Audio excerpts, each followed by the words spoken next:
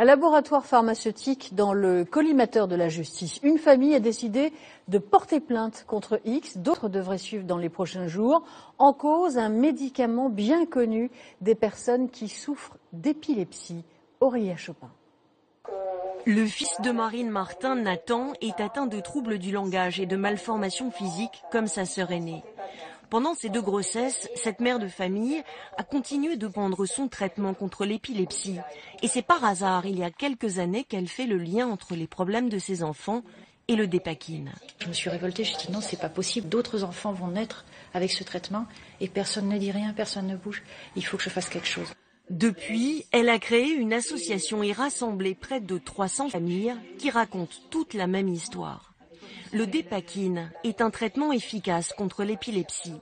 Mais dès 1982, des scientifiques mettent en garde sur les risques pour le fœtus de sa molécule, le valproate de sodium.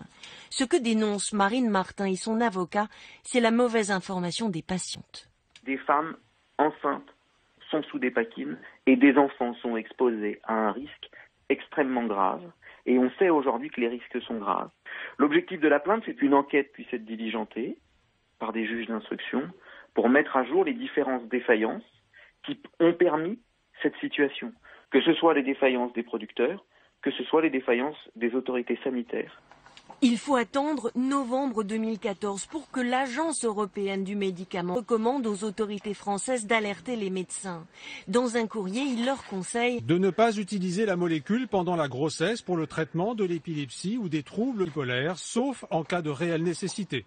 Elle indique que dans 30 à 40% des cas, les enfants peuvent présenter des retards de développement et dans 10% des cas, des malformations physiques.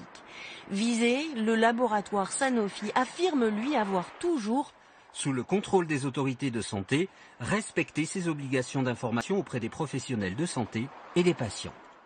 Marine Martin est la première à porter plainte. D'autres familles vont suivre dans les prochains jours.